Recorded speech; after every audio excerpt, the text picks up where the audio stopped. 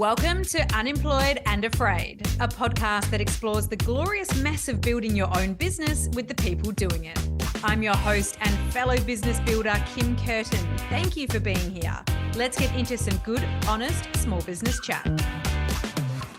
Listener, I totally lost my cool on something last week that I want to tell you about, because I didn't just lose my cool at the person I was interacting with at the time, but also with myself.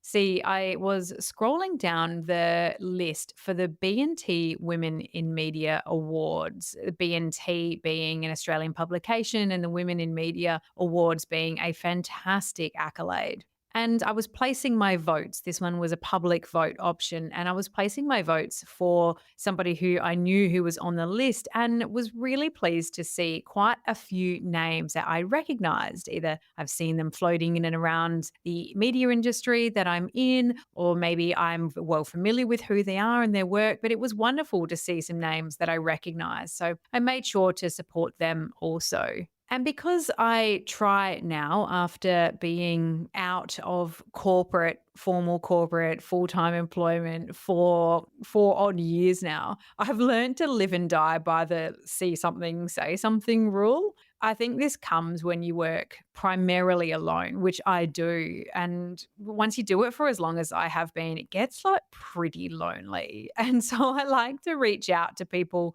with like a random thought if they pop into my head, or a check-in, or a pump up if I see something they're doing and they pop into my awareness, because I truly know how valuable that is for me. Sometimes it can be one of the only things that gets me through the day. So I like to do that for others, but also selfishly because I love a bit of interaction. So I went and slid into the DMs of this amazing media industry woman who I really admire, and I congratulated her on the award nomination, and I had a bit of a throwaway line in there which encouraged her to promote it. It was something like, I hope that you'll promote this and put it out there. And this is what her reply was. She said, "I shudder at self-promotion." Now, maybe it's because I see something of myself in her, maybe, some past life feels, or some like just in that statement, just like a little something of personal reflection. As I've been thinking about this interaction, I think that might be what it is. I felt like angry with myself when I read it.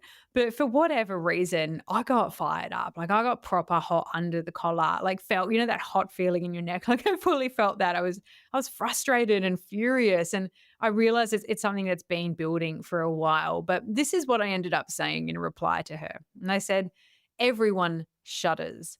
But I truly cannot reinforce enough how important it is to completely ignore that feeling. Because when you're out on your own, not employed, not in corporate, it's all you've got. I wish I did more of it when I was employed. Tall poppy syndrome has made us terrified to show what we're made of. And the only person who loses is us. I promise it's not shudder worthy at all to promote yourself, your knowledge, or your achievements. Why wouldn't you after all the hard work you've done? Anyone who thinks it's off needs to take a good, hard look at themselves." Oh, I get like fired up even just reading that back. I feel like particularly that last bit.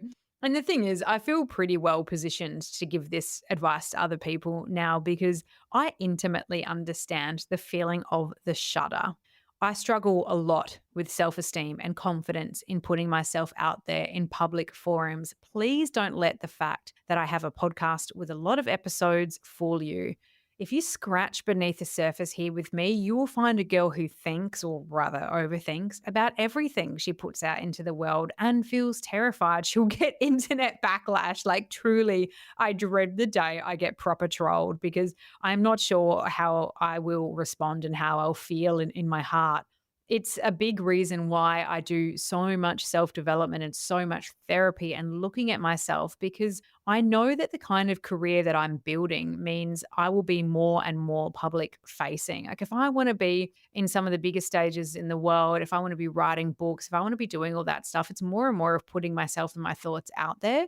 And like that's obviously going to equal opportunity for some hate, and I'm scared about that. So I work on it so that I can become the person who is capable of achieving those things.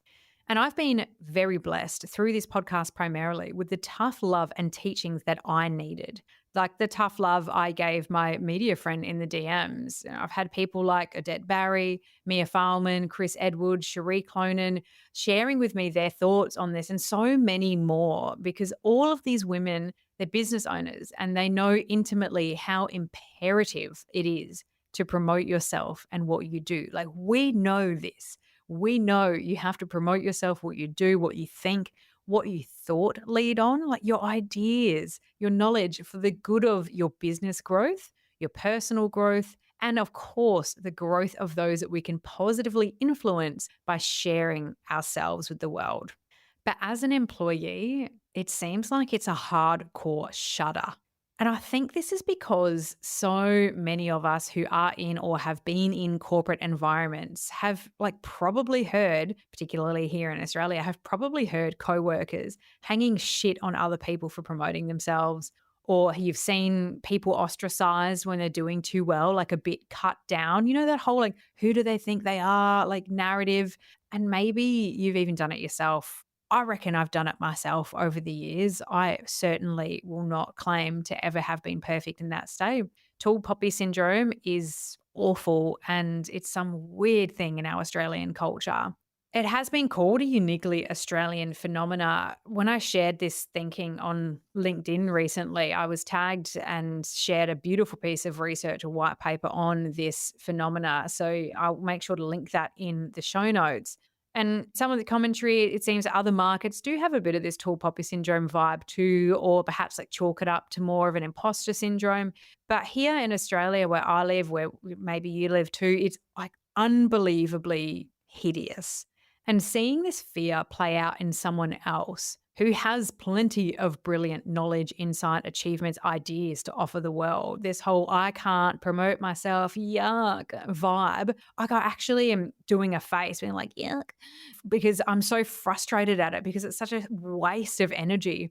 And it made me feel like I was looking at myself, being like, what are you doing? Like, why are you thinking that way? It's so backwards. And let me tell you, when you're employed, like particularly in an insular industry like media, who live to give themselves internal awards, pump ups, industry awards, like it's so important for employee engagement, for role engagement, for feeling good, for rewarding and the like. You get like quite a lot of that internally. The outside world, when you don't have anything like that anymore, it comes as a big old shock, a real shock to the system if you spent a really long time in that corporate environment. And particularly if you haven't been building your profile more broadly, you realize how quickly you just do not exist. You don't exist to the broader world. This has been my experience. When I was the head of Create at Nova Entertainment in Sydney, which is like an internal creative solutions team for brands who want to integrate into Nova Entertainment, which is a radio broadcaster, if you're not familiar with this market, into the radio, broadcast, podcast, etc., media assets. When I worked there, when I had that job, I had a great internal profile. I got to do lots of high profile and awesome work. I worked really hard. I kicked some goals. I won some awards. I smashed a bunch of KPIs, like all the good things that good corporate girly Kim did.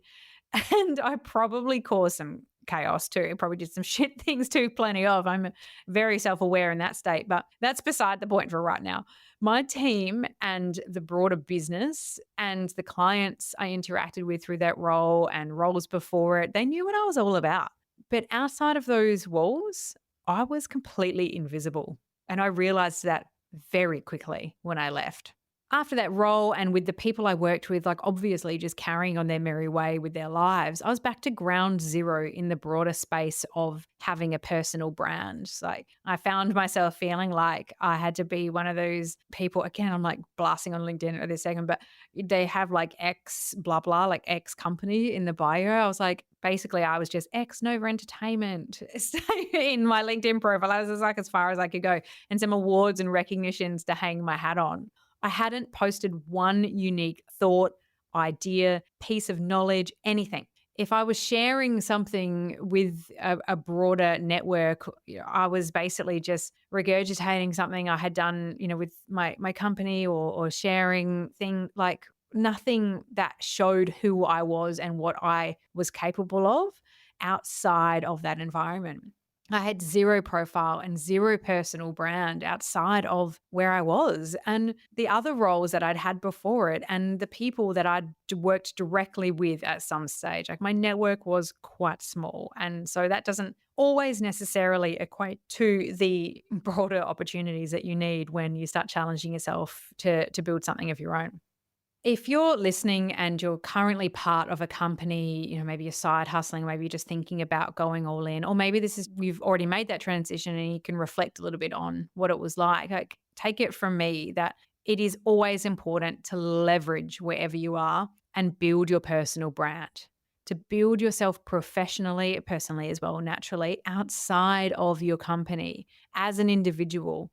Whatever you do well at a job, consider how you can profile it more broadly. Build your LinkedIn, build your other socials, pitch your ideas into publications. Like you don't have to have something to sell to share your thinking and build your brand. And you shouldn't wait for someone else, be that the leader of a company, if you are employed, or an industry award nomination, or even a customer, if it's your own thing, to give you a pump up or the opportunities in which to promote yourself. It is no one else's responsibility but you for your development and your personal brand building. And it is just so important. In a slightly embarrassing and vulnerable share, I have had people who I thought were friends unfollow me on social media. I've had people not back my work who I thought might, even if we were just colleagues who liked each other. I've had people not know where to place me, friends not know where to place me when I've made a change. And so basically just completely forget that I exist. And it hurts and it's hard. Maybe I talked too much about my ideas and my achievements, did whatever too much. And so people wanted to shy away from me. And it can make you gun shy. It is a reality of putting yourself out there that some people won't like it. But again, that's their problem. It still doesn't contribute to what it is that you need to do to grow. And maybe those people were never in your corner. Maybe they were never in my corner. It's not a nice feeling, but the more it happens, honestly, the tougher you get and the more resilient about your own development you get. A little while back, I got to interview the incredible Amy McNee, who I was a huge fangirl of, still am. And she has the page Inspired to Write, if you're not familiar with who she is on Instagram. And she's an incredible writer and an incredible creative, doing loads of amazing things, encouraging others to be their best selves while developing herself. And she tells the story often that when she started the Inspired to Write page, which has nearly 500,000 followers now, she blocked everybody that she knew so that she had space to be cringe. And I love that story because she's trying to override all of this stuff that we have to deal with when we want to build a new version or a better version or a brighter version of ourselves. And she's not letting anything block her or get in her way mentally. She knows that the work she wants to do is just too important. And so is yours, whatever it is. It is so awkward to start sharing your ideas or your knowledge publicly. I fully get it, particularly in a society that is just chomping at the bit to cut us down. And I know it's so much better when, you can say write an article for a publication and share that. Maybe that's because there's no bloody public like or share or comment or whatever button, because it's true that for so many of us, we only grow in confidence in what we put out there by seeing that reaction from other people. It's a very frustrating cycle of that feedback being created so that it's publicly visual and then us wanting to see our success through that, that more vanity feedback as opposed to just putting it out there. I mean, I could write a whole other episode on that one, so maybe we'll save that thought for another day, but I'm sure you get the feels. But it's just so important just to tell the internet your ideas, your knowledge, and yes, your achievements. You don't have to have something to sell to start sharing your knowledge on Instagram or TikTok. You don't have to be out of a job to connect with people on LinkedIn and share your ideas. It's not just a place to look for a new job or promote a random hallmark moment. It's very much a resume. All of your internet presence it's a body of work. And I share it a lot on LinkedIn because it's a place where people are in that growth mindset and who want to connect and learn. And it results in real life opportunities, as it does on Instagram, as it does on TikTok, as it can anywhere.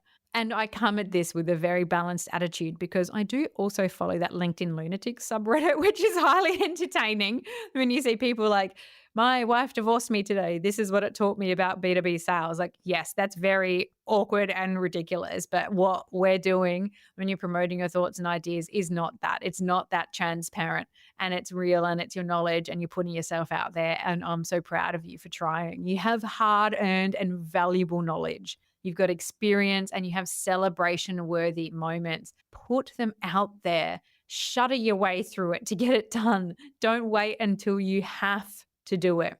When we become business owners, there's that inevitable moment when you're like, shit, I need to get myself out there. You need to either become the face of your brand, build your personal brand, or just promote your business, like whatever it is. You realize, shit, I got to say something publicly on the internet. And there's a lot of cultural stuff, a lot of inbuilt bias, and a lot of fear, all of the above that will make us not want to do it or feel scared about doing it. We have no choice but to block it all out, metaphorically or literally, and just crack on. We owe it to ourselves. It really is never too late to start putting yourself out there. And I'll say it again, if anyone has anything to say about you putting yourself and your ideas out there, if anyone even has anything passive to say about it, they need to take a good, hard look at themselves, and they will rue the day that they judged. If they ever find themselves facing the path of making a change, of creating a business, a brand, personal or otherwise, creating something that they love, they want to do, that they need to do, and putting themselves out there for feedback, for all of those things, I'm gonna feel really, really embarrassed at ever having cut other people down for doing it, because it's very vulnerable and it's really, really quite amazing.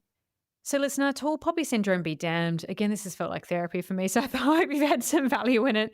Please don't ever shudder at promoting yourself or sharing your ideas or letting people know about your achievements or asking for their support. Go and build your brand. Even if you don't have a business yet, actually, especially if you don't have one yet, or you aren't ready to make your business bigger, but especially if you're working for someone else, please take it from me and do it. I want to hear your thoughts, your experiences, anything you want to share with me about tall poppy syndrome, about holding yourself back, all of it. I am always available in my DMs on Instagram at unemployed and afraid.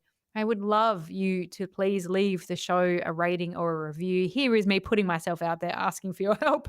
And an extra, please share it with someone you know or on your own socials. That's how podcasts grow, good old word of mouth. And I would so appreciate your help if this podcast is bringing you value. I will chat with you soon, and I hope to see you promoting yourself.